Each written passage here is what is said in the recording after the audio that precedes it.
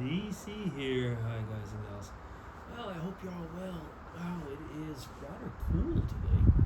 It is, well, it was around 10 or 11 Celsius, so that's not very warm. And there's some wind. We've been having rain for the last few days. Well, I don't know. Maybe I shouldn't complain.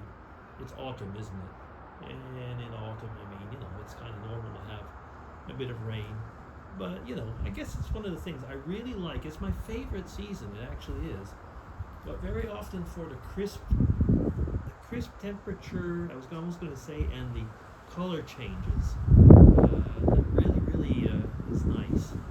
Okay, the wind is kind of cold right now, but otherwise, it's that, I don't know, I'm not a person for, summer is nice, but it's just very often too warm for me, even when I was a kid. Because some people like to say, well, the temperature changed so much. Well, I didn't enjoy summer all that much as a kid as far as the temperature goes.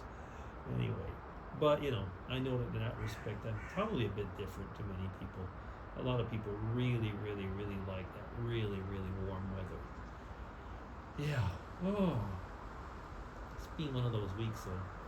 Busy with different things, a whole bunch of little things, and it's kept me. I mean, not in an unpleasant way though. But I had a couple.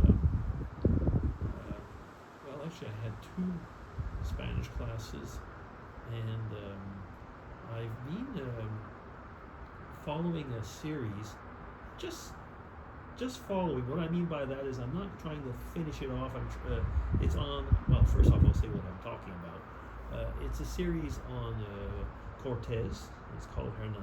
I've mentioned it before, and it's in Spanish, but Spain Spanish, if you know what I mean. Even if you don't, Spain Spanish is spoken much quicker than let's say Mexican Spanish. So I'm watching it, watching, and I'm using the Spanish subtitles. Anyway, there's no choice. That's all there is. It's Spanish spoken, Spanish subtitles as possibilities. And in the series itself, they're speaking the native languages of Mexico at the time, Nahuatl and something like that, and a few other dialects, so Mayan and so on. Well, Mayan is probably not a dialect. Anyway, don't tap on my fingers because I'm not an expert in this. But it's a complex series linguistically, but it's very interesting. There's all the usual intrigues, between the tribes, the different tribes that were surrounding Tenochtitlan, which is now today Mexico City.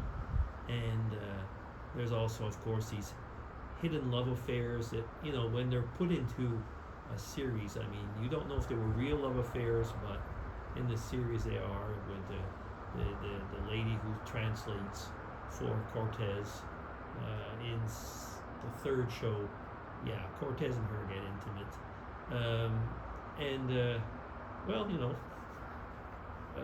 people have often wondered, if it was a case of Stockholm syndrome. It wasn't called that way, but how did the person fall in love? Was she a slave that had been saved or something like that? So there's a whole bunch of little intrigues there, and I'm getting through it. But there's also an interesting power move within the series, which I found interesting within the series, is Cortez is talking to the heads, to the chieftains of different tribes, and one chieftain will say to the Cortez, "Oh, go and talk to so and so," and this other chieftain, his people are warrior people, mine aren't, and but if you can convince him, well, I'll go along with you. And you kind of feel like it's okay, if you get burnt with the other one, I'm safe on all accounts, and if you don't, I'll go along with him, and so on. So you can feel the show is showing, in that respect, the series is showing all these power struggles. And I was thinking, when I was listening to that, politics have always been the same, haven't they? And I remember reading up on Canadian history, of course, at the time, power struggles, but not talking about, you know, the French, English, and so on, but also between the native people over there.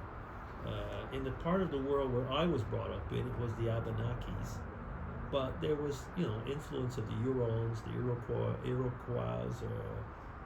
how were they called again? I'm trying to remember. There was another, Mohawks. In English we would call them Mohawks. In French it would be called Iroquois. I don't know if it's which one is closest to the actual reality. And I mean, those are the ones that we mostly heard about in Canada, at least in our part. Now I don't know if that was like the northern part of the continent, because of course you hear of a whole bunch of other ones. If you look at American history and North American history, I'm talking about the United States. I'm trying to change my behavior when I say American. In that respect, is I know that when you're an English-speaking person and you're talking about the United States, you automatically tend to say it's an American. But I've realized that for Hispanic-speaking people, that is, it's not an insult, because they know we don't know any better. But actually, we're all Americans in that respect, North Americans. I've been saying that for years and years and years now. When I'd be talking about Canadians or people on that continent, I'd be saying North American. But when you speak in Spanish, you will say estadounidense, or whatever, I mean, but meaning that you're talking about the person from the United States. Because if you're talking about Americano, it doesn't mean that. I mean, it doesn't mean an American from the United States. It means an American. Okay, that could be a Canadian as well while you're at it. So it's interesting. I mean, languages bring a lot of things out when you start talking with people and you realize sensitivities. It tells a lot about immigration in a way. Also, how come that there's a lot of problems, but also it goes both ways, and that's one of the things that really, really is important actually to see in Europe, and I would say probably in the whole world. When I'll give our own example, in a way, kind of a testimony. When we emigrated to Switzerland, we did the best not to lose our Canadian identity, but we did our best to integrate ourselves within the culture that we decided, in the country that we decided to join. So becoming maybe a mixture, but you know, not poo-pooing on where we were. And we have a lot of problems with immigration here, like many countries, with ghettos, with people that are not trying to integrate. If anything, they're trying to create problems in a way. And I know it's easy to say, well, you do stay with the people that you're similar to, but you know, we're living in someone else's country, and now it's become ours. But how did it become ours? Because we were accepted, we decided to make it ours. And that's a big thing. That is a big thing. I mean, you can tell me in the comments what you think about it. I mean, I know it goes both ways. Don't tell me that it doesn't. It does, actually. And immigration brings something to a country. But it, like I say, it does go both ways. I know that in the past, when you talk about this, you really have to be grounded in your discussion with the people, because it gets emotional very quickly. And when things get emotional, all of a sudden words fly that you might not even want to say. Yeah. Anyway, have I spoken enough? I don't know, actually. Ever since there's been an update, the darn thing has changed. It's showing me the exact time and not how much time I've spoken. So let's see if I can change that while we are talking. Where is the camera here? Let me see. Can I? No, I can't. Oh well. Okay, so that's it. It'll be enough for today. DC signing off. Take care, everybody. And, well, I hope you have a good week. Bye-bye.